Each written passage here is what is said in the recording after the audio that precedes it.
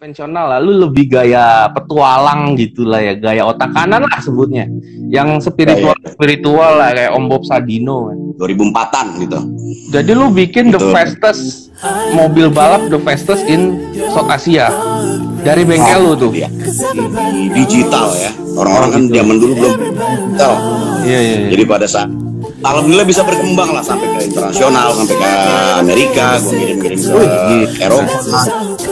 Berarti brand lu diakui itu ya buat balapan-balapan ya, berpakai.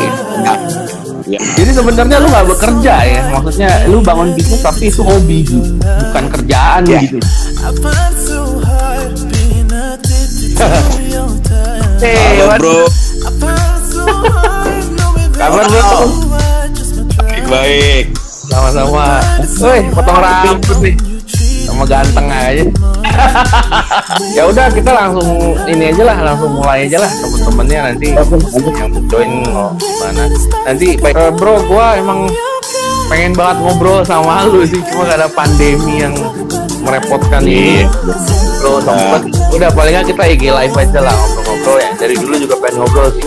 Beliau ini adalah namanya Bro Odi ya. Seorang petualang. Iya, petualang. Jadi gua ngobrol-ngobrol sama lu dan denger-denger cerita lu kayaknya seru, bro. Gimana Bro Odi ini lu dulu bikin bisnis ya, bikin bisnis bikin knalpot itu ya. Ya, knalpot balap. Itu awal-awalnya itu zaman gua masih SMA. nongkrong di rumah lu. Masih itu baru mulai itu, Ron. Gue banyak belajar dari dulu juga. Sama bro, sama belajar lah. Jadi lu bikin ini ya, bikin knalpot ya, bikin knalpot terus dipakai, mereknya dipakai jadi standar internasional ya. Pokoknya inilah, go internasional lah. Internasional. Gue bikin tadinya itu kan buat mobil-mobil balap only gitu, Ron. Gue pakai buat di mobil pribadi tim balap teman-teman sendiri, tapi lama-lama seiring perkembangan waktu gitu, pada saat produk ini udah jadi demandnya jadi besar gitu. Ya disitu akhirnya gue ngeliat sebuah peluang. Saat gue ngeliat sebuah peluang itu, gue ya optimum di ini sih, di digital ya. Orang-orang kan zaman dulu belum digital. Jadi pada saat ya sebenarnya banyak belajar dari lu juga, dari cara-cara ini lo. Gue ngobrol-ngobrol bisnis ini sebetulnya udah sama Ronald dari 2011 kayak gitu ya, saut-sautan tuh ya. Lebih lama bro, dari 2007 2006. Iya 2006 ya. Terus dinobatkan sebagai bengkel modif balap paling bagus Asia Tenggara apa nggak salah ya? Waktu itu sempat bikin rekor mobil fastest in Southeast Asia sih, di Asia Tenggara waktu itu, gitu. Tahun 2004-an gitu. Jadi lu bikin the fastest mobil balap, the fastest in South Asia dari bengkel lu tuh. Ya. Zaman sama dan kawan-kawan itulah. Di produk gitu, Ron, biasanya udah nggak fokus di dunia balapnya aja, gue bikin ke mass production yang bisa digunain ke orang-orang udah harian juga. Lama-kelamaan gue pikir, gue kan sebetulnya ini juga kan dosen juga gue ini. Oh dosen? Gue baru tahu. Iya. Dosen apa? Gue nggak manajemen keuangan, statistik kayak gitu gue ngajar. Lu dong? Tapi tuh, gue nggak tahu, gue baru tahu. 2013-an gue masih aktif ngajar, tapi lama-lama saat itu gue ya totalitas effort gue ke produk gue itu at the end tau alhamdulillah bisa berkembang lah sampai ke internasional, sampai ke Amerika, gue ngirim-ngirim ke Eropa.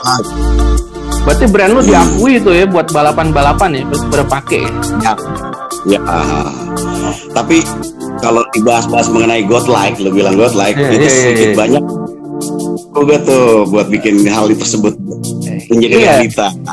Iya, gue juga mau nanya-nanya, lu kan bisnis nih ya, maksud gue bisnisnya kan nggak konvensional lah, lu lebih gaya petualang gitulah ya, gaya otak kanan lah sebutnya, yang spiritual lah kayak Om Bob Sadino kan.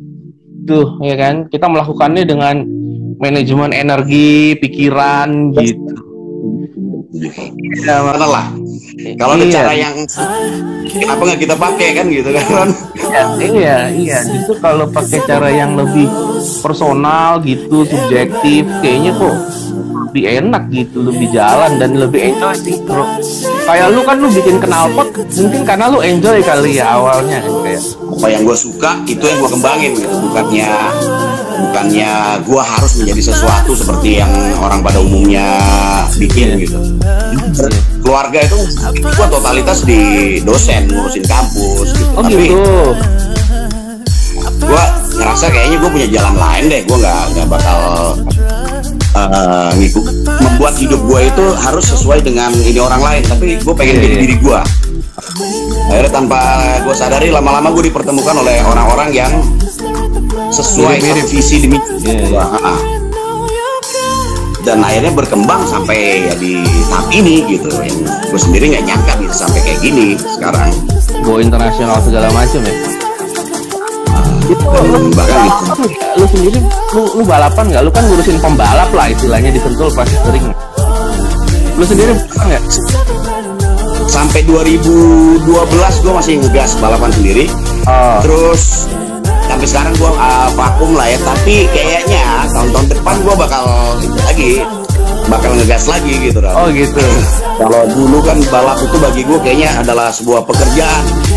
Gue mau buat itu satu kesenangan sekarang gitu kan. Oh iya. Jadi mau balikin energi yang funnya lagi dan pasti back ke bisnis pasti lebih good daripada gue nganggap itu sebagai pekerjaan. Jadi sebenarnya lu nggak bekerja ya, maksudnya lu bangun bisnis tapi itu hobi gitu, bukan kerjaan gitu. Iya kan? Betul.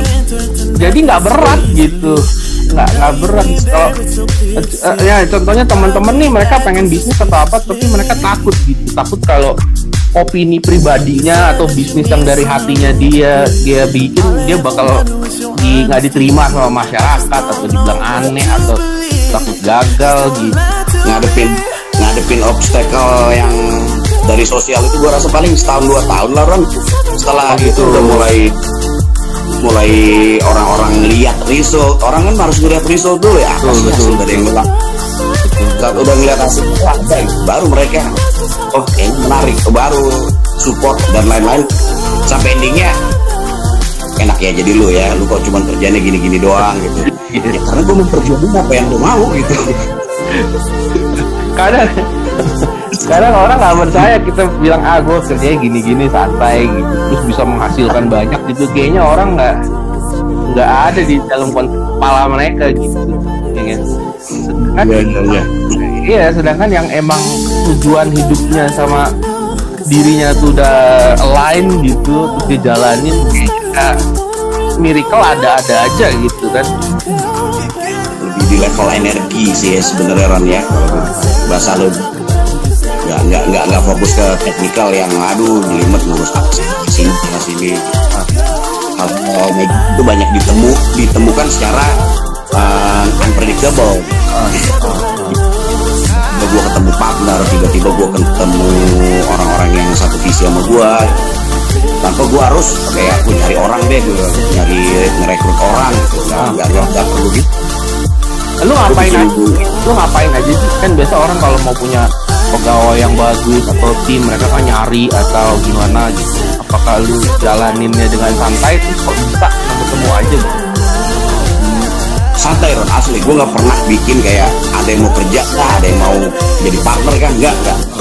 Gue cuman gue punya visi, gue punya energi dan gue talk itu beberapa orang sampai nanti ada orang yang kayaknya tertarik nih mau jadi partner gitu, sampai gue mau jadi bagian dari distributor gitu.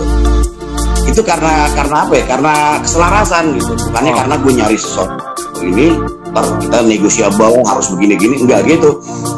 Ternyata kita aja gitu, jalan salar sendiri ya. Kami dengan tim juga ngerjainnya dengan easy, nggak ngoyo gitu. Jadi gitu. Masalahnya mungkin kalau teman-teman yang mau jalanin bisnis santai dan kita enjoy kayak kita ini mungkin fear of rejection dari society kali ya. Setuju, itu paling gede. Beneran. Gue mau tanya nih, lu apa hal yang menurut lu gede banget ya lu mau sesuatu yang gede banget, lu nggak mikirin caranya, lu flow kan, tiba-tiba terjadi dan lu say wow gitu.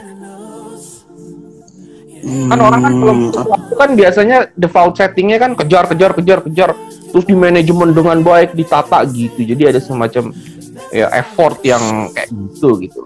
Gue malah kayaknya bukan gimana, bukan target gitu ya Ren ya. Gue kayak punya tahun dulu ya, gue mungkin punya mimpi gue pengen bangun rumah someday buat anak gue supaya dia bisa enjoy gitu. Gue kira-kira gimana, ada bayangan di kepala gue tuh rumahnya seperti apa, dan gue tuh nggak nyangka bahwa saat gue ngejalanin proses renovasi, tadi awalnya cuma renovasi rumah gitu, renovasi rumah, tanahnya sebelumnya udah gue beli dulu. Berjalan pelan, kok tiba-tiba mengarahnya ke seperti wujud ini kok kayak yang ada di dream gue ya. Lama-lama kurang nih apa ya, mau bikin kolam, mau bikin ini, duitnya dari mana, gue nggak mikir Ron, beneran. Gue cuma jalan, nggak gue pikirin duitnya dari mana. Tiba-tiba pada saat hari H itu mau kelar, ya gue dapet rezeki dari arah yang gue nggak duga. Nilainya pas buat bikin kolam renang yang cita-cita gue buat anak gue gitu loh, terwujud saat terjadi. Kok ini seperti yang gue idam, ya gue mimpiin 8 tahunan lalu ya gitu. Tanpa gue harus ngumpulin duit ini, harus ini gitu. Kayak cuma punya keinginan gue jalanin yang kira-kira lepasin aja. Setuju. Tapi di situ kayak gimana? Saat gue ngelepasin itu, gue nggak kayak punya beban gue harus mewujudin, tapi gue kayak someday ini bakal kewujud, entah caranya gimana gitu. Ada yakin itunya kan.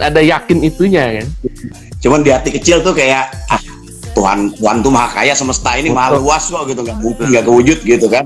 Ada kayak gitunya sih. Dan sering kita ngalamin kayak gitu, lama-lama makin kita nggak pakai otak kiri gitu. Tambah kali bagi, gue nggak peduli ya, tambah kali bagi ada gitu loh. Padahal lu dosen ini, dosen apa? Ekonomi. Karena gini Ron, obrolan kita zaman 2006 itu Ron, itu lebih batin gue tuh lebih masuk akal, lebih enak buat kita daripada logika statistik yang gue dapat di perdosenan gitu. Ya udahlah, kita nongkrong gitu aja. Jadi teman-teman nih buat bergaul juga bisa ya. Jadi ya lu santai aja lah. Sangat bisa buat pergaulan sosial itu sih. Iya betul. Gue ngerasa kayak mau kita bergaul, mau kita bersosial atau relationship, kalau landasan mentalnya atau mindsetnya kayak gitu sih, everything is easy ya. Social circle atau yang diinginkan lah gitu, entah dari kalangan artis mungkin, profesional atau apa gitu. Kayaknya kan lu luas banget gitu dengan sosial itu. Jadi kalau misalnya lu bergaul gitu, nih buat teman-teman lah nih minta tips, misalnya mau deketin cewek dalam bersosial gitu ya. By the way ini Bang Odi ini sudah menikah ya dan sudah punya anak, jadi ngomongnya nggak boleh terlalu frontal soal cinta-cintaan. Tapi bagi tips boleh lah ya. Padahal manusia itu nggak begitu kalau gue sadari ya. Mereka tuh justru sibuk dengan dirinya masing-masing, dengan inferioritasnya masing-masing. Jadi kalau gue mikir apa gunanya, ya udah gue jadi diri gue apa adanya, senyaman-nyamannya gue, sehappy-happynya gue. Akhirnya gue pun nularin happy ke orang-orang yang ada di sekitar gue gitu.